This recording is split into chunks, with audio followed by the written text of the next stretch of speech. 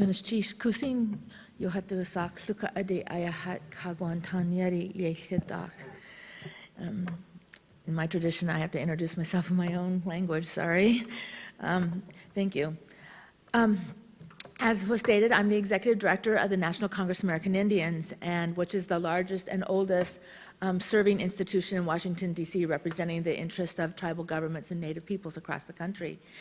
And I'm pleased to be able to be part of this conversation today because Native Americans have had a long-standing barriers to earning a good living and, of course, building assets to secure our futures, just as many of others that are in this room. I also want to join you today in behalf of tribal governments because we are governments that are recognized under the Constitution as part of the family of governments, and yet we have barriers in order to make, as we address things with our citizens, these barriers to address opportunities to build the futures, not marked by poverty and dependence, but clearly promoting self-sufficiency and independence. So today's conversation shouldn't matter to only the communities of colors that are represented here. It should matter to all of Americans. And regardless of our color, stamping out inequality and achieving economic justice for communities of colors doesn't just benefit those in those communities, but it empowers long-term economic success for the entire nation. And Indian country is living proof of that. It's proof that our racial wealth gap in our community's experience is driven by public policies drafted long ago, and some drafted not so long ago. It's also proof that when public policy barriers that create an uneven playing field are removed, tribal nations and Native people will succeed in their own terms, creating brighter economic futures for the communities and leaving the rest of the country to experience the same positive rippling effects of that economic growth. And so I want to tell a few of the success stories that are out there in Indian country.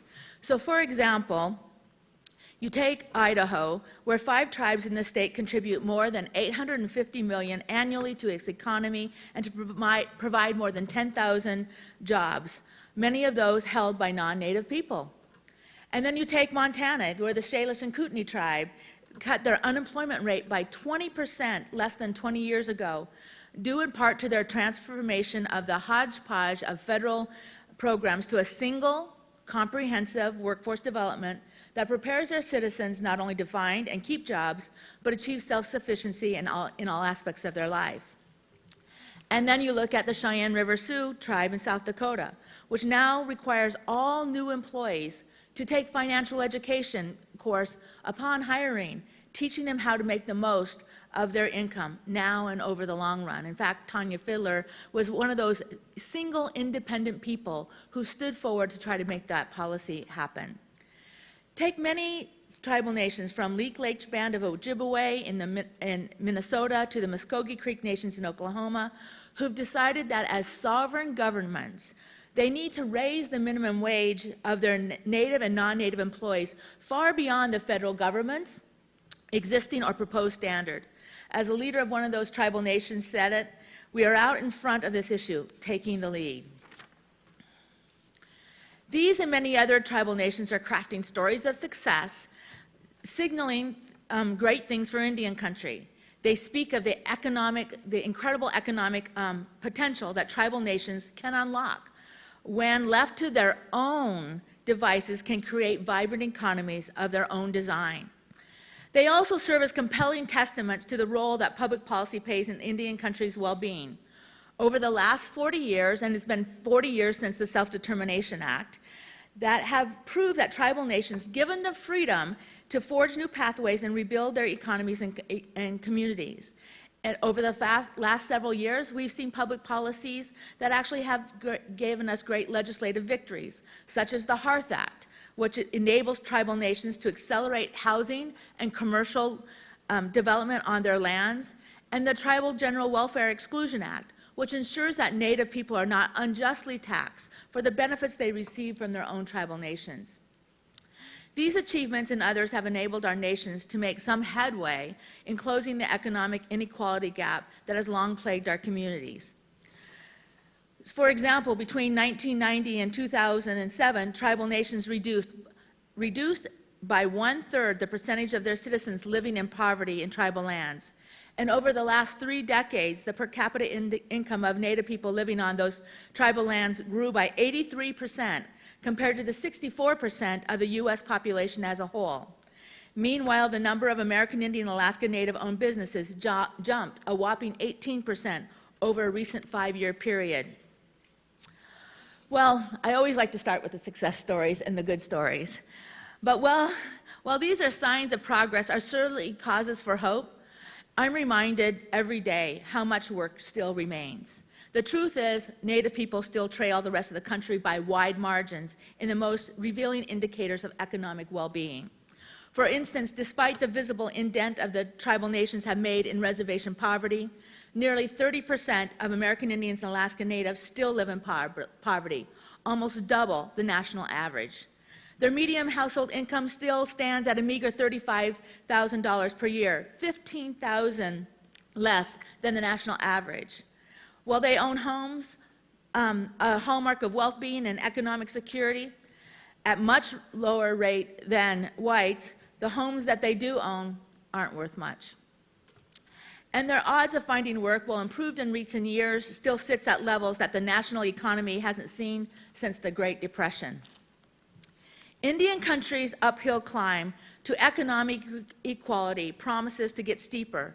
For our population is the fastest growing, one of the fastest growing populations in the U.S., with 42% of our under the age of 25. So these challenges take many forms. As we look at Indian country having access to credit, 17% of American Indians and Alaska Native households were unbanked, and 25% were underbanked, compared to 8% and 20% nationally. The ability of tribal nations and Native people to leverage our assets has been hampered by bureaucracy. For example, even though Indian country has great energy assets, it takes 47 steps to develop the energy potential versus 6 to 7 steps outside on a non-tribal land. So tribal nations are also operate in those challenging environments, and that's why we ask and have several recommendations. I'm sorry, I'm moving ahead because of the time period here. We're moving forward to be able to make several recommendations, and I want to get to those recommendations. So, our first recommendation is to support tribal sovereignty and our self-determination, because we know self-determination is the only policy that has worked and continues to work for us. Push for better data. We heard that several times here in the conference, how important it is to represent the data. Support governmental policies such as tax parity for our tribal governments, so that we actually have access to the same kind of tools that the other governments have, such as tax-exempt bond financing. Work together as we champion things like asset building to be able to make sure that we deal with the financial literacy gap and ensure quality education for all. Indian country still has deplorable rates of high school graduation rates.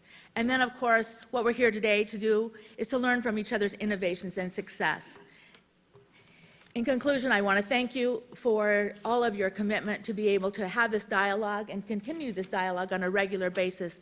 And thank you also for including Indian country. Gunesh Chish.